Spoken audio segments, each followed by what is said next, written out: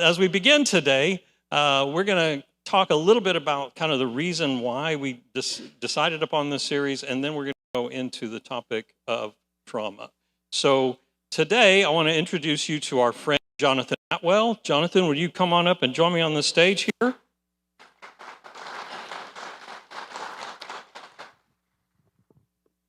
Now, I was going to joke that we've got it set up I was going to invite one person up and have a live counseling session in front of everybody, and they laugh because they know the kind of thing that I might actually do.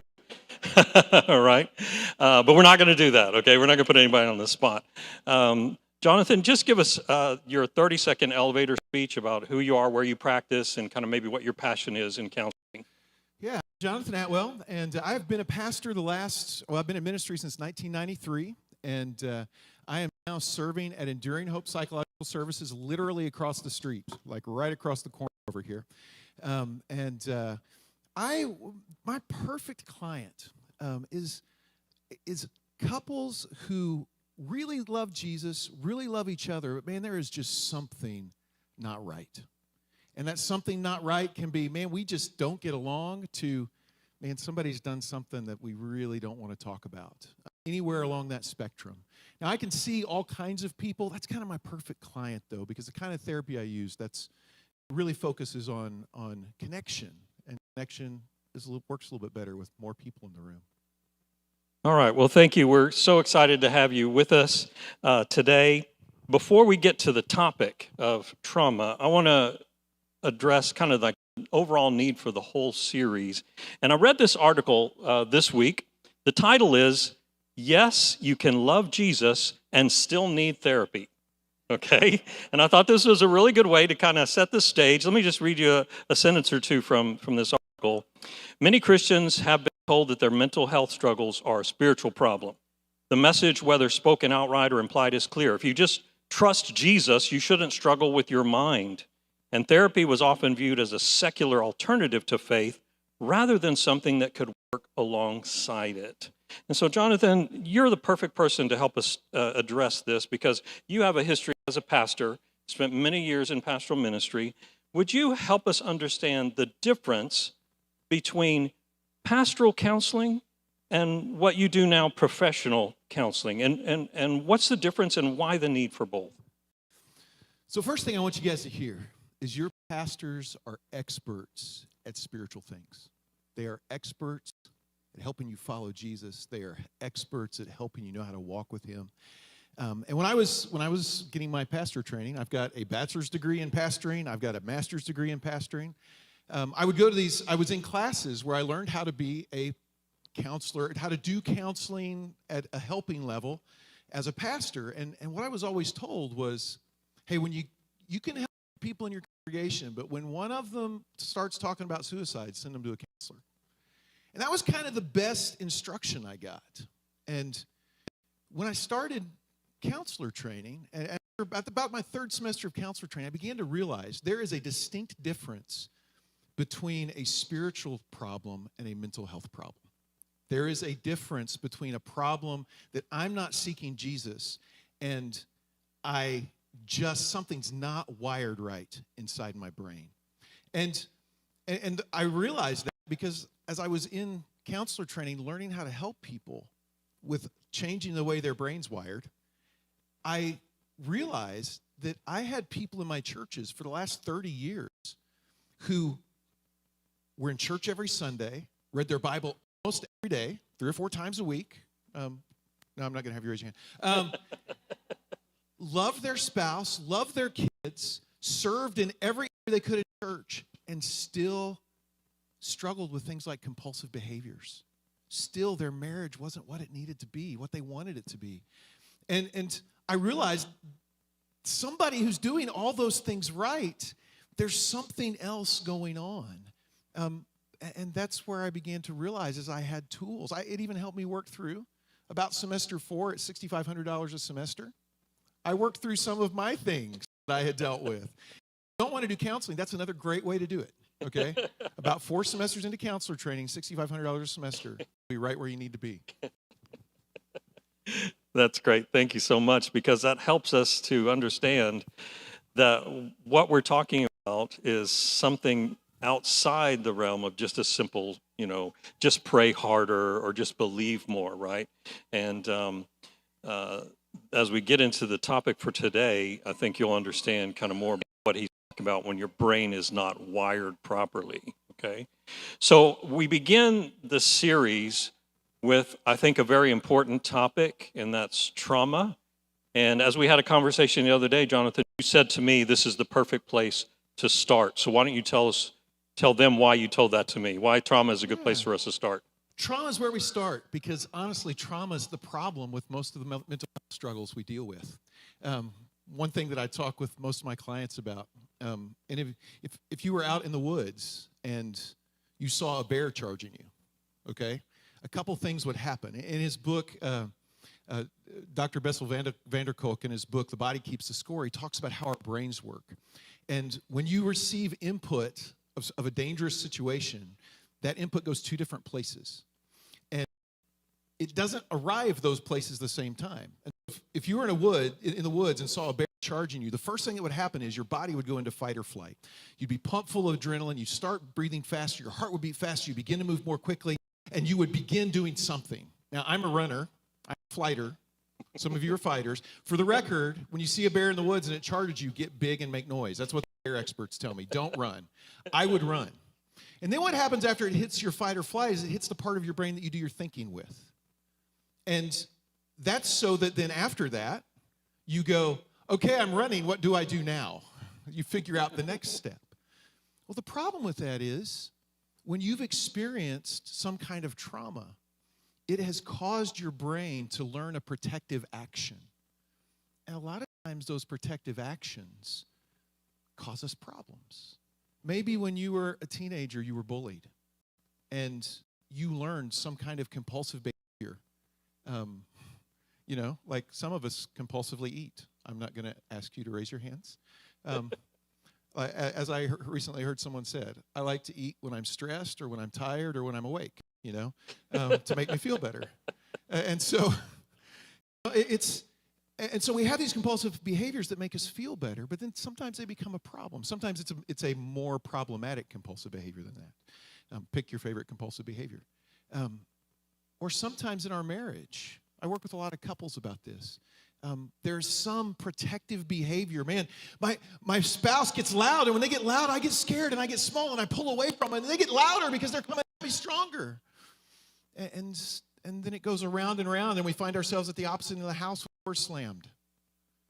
It's because we learn a protective behavior because we go into fight or flight. And so trauma really is, and it doesn't have to be significant. You don't have to watch someone die in front of you. You don't have to watch, been in a gunfight, nothing like that.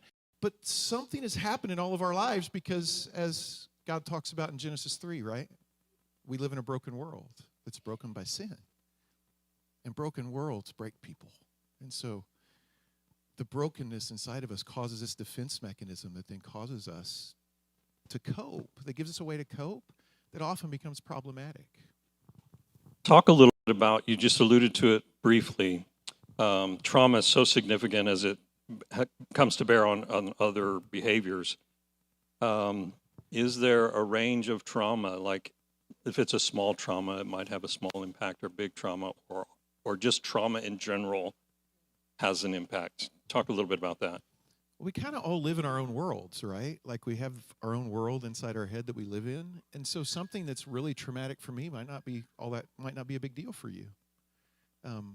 Something that's really traumatic for you might not be a big deal for me. And so, we kind of all live at the edge of what we can stand a lot of times. And so that trauma, whatever size it is, don't feel like your trauma is not big enough to get help.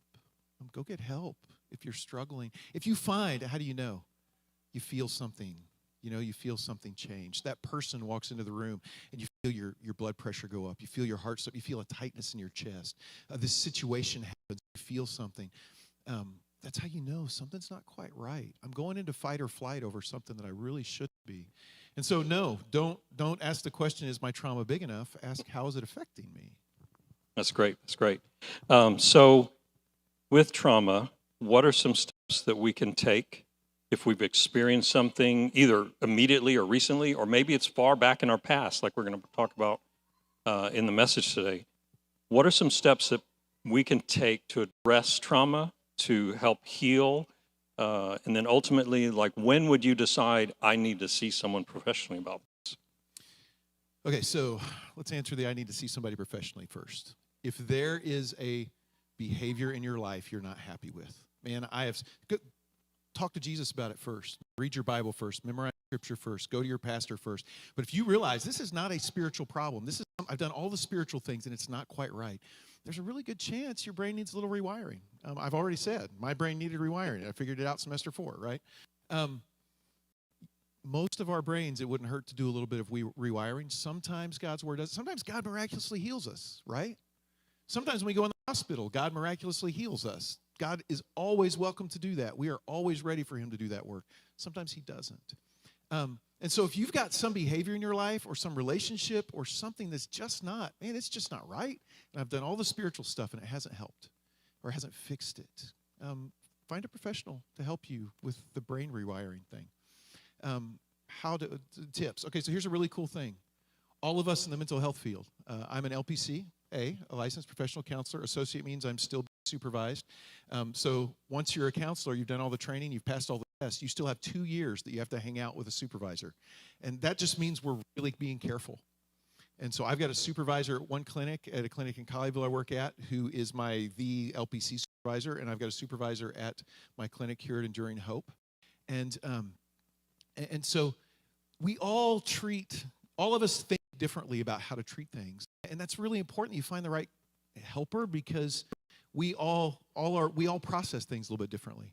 The thing that I would tell, some counselors and marriage and family therapists will look at how your family works, all the family dynamics, and kind of map things out for you and help you figure out how to really fix some things. And they're really good at that. Some counselors use what we call cognitive behavioral therapy, and they take the thoughts that are sneaking into your brain and they'll help you rewire those thoughts. I use a little bit different form of therapy called EFT, emotionally focused therapy. And so what I do is I get somebody, if it's an individual or a couple in the room with me, and I listen to where their pain points are emotionally. And then I help them get there. And when they're there, I provide corrective experiences that allows their brain, when it's in a hard place, to also know this is a hard, safe place.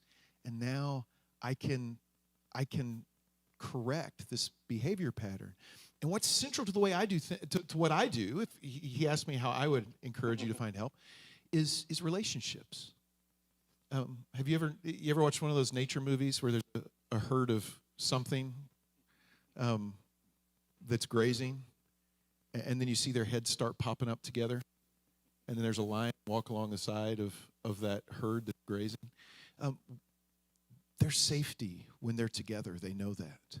And God has wired us that way too, right? How many one another's are in the Bible about us? About us. And so the thing I would tell you to do yourself, whether you get help or not, is, man, make some really good friends that you can sit down with and you can trust, and you can say, man, this is really bothering me. I need to talk about this. And even more than accountability type relationships, really good friends who you can sit with and you can say, man, this is really hard for me.